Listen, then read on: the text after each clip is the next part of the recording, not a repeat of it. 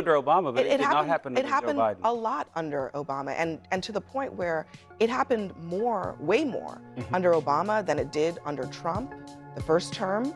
And we'll see where the numbers land for this second Trump term. But Obama did a huge amount of interior enforcement. Biden, Bush were able to deport huge numbers of immigrants, right? And we never had this kind of unrest. Ho, ho, ho! Fiction can be fun, but I find the reference section much more enlightening. Hey, welcome back, everyone. Dronetek here. I know you're all fatigued by Abby Phillip, and you're wondering right now why I'm giving her attention, but trust me, you want to see this. As we all know, Abby Phillip is a fire hose of lies, and last night she was back at it again, resurrecting an old and debunked claim that if Donald Trump wants to do deportations the right way, then he should take lessons from Barack Obama. Well, if he did it, it's for another reason. There are several reasons why that claim is total BS, and I'm going to go over all of them. Oh, great. You know, I keep hearing about interior enforcement not being done in the past, and that's just not true. It happened some under Obama, but it did not happen under Joe Biden. It happened a lot under Obama, and to the point where it happened way more under Obama than it did under Trump, the first term. And we'll see where the numbers land for this second Trump term. But Obama did a huge amount of interior enforcement. And again, I mean, we were talking about this the last time. Republicans keep saying, well, it's because there weren't sanctuary cities then. There were sanctuary cities then. Yeah. They were grappling with sanctuary cities at the time. And we didn't see these kinds of, you know, community-wide confrontations. Well, we didn't have between Democrat ICE politicians stirring them up because the Democrat in the White House was conducting them. But you also have to take acknowledge that there's a responsibility for volume Trump issue. stirring There's things up, so too, with much his rhetoric. There's so many more ICE officers. There's so many more on the illegal. streets. There are also more They want them to be the size of an army. Gee, I wonder why.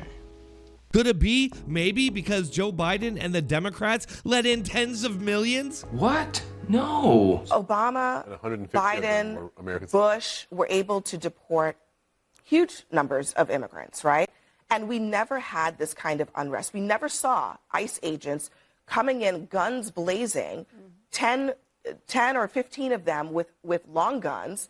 We never saw them masked up in American streets. We never saw federal agents roaming the streets asking people about their citizenship status. And you're saying status. that the sanctuary city policy isn't a contributing factor? Did we see those things in Trump 1, in Biden, or in Obama? Yes!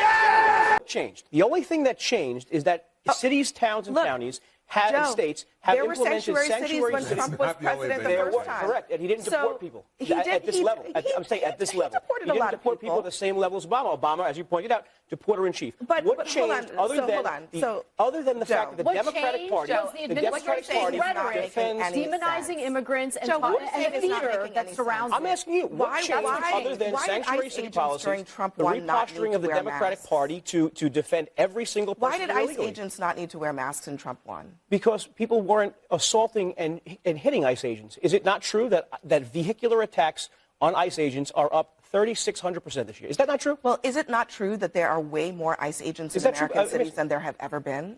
So, I mean, you would imagine that if that's the case, you would also see a corresponding increase in interactions between ICE and... If they used to have compliance with law enforcement, local law enforcement, and now they don't, it obviously takes more people to execute the law. Shut up! Shut up! There are several reasons why Barack Obama had 3 million deportations and there was no national outrage. One, they're counting people turned away at the border as deportations, which of course inflates the numbers compared to interior enforcement. Of course, at the time, Democrats and the media were inciting mobs of violent leftists to obstruct and attack law enforcement. Not only was there no outrage over ICE operations at the time, but CNN actually went along and did favorable stories. Just before the sun rises in the Windy City, Immigration and Customs Enforcement agents fan out across Chicago to arrest criminals in the U.S. illegally. CNN was granted exclusive access to witness some of those raids.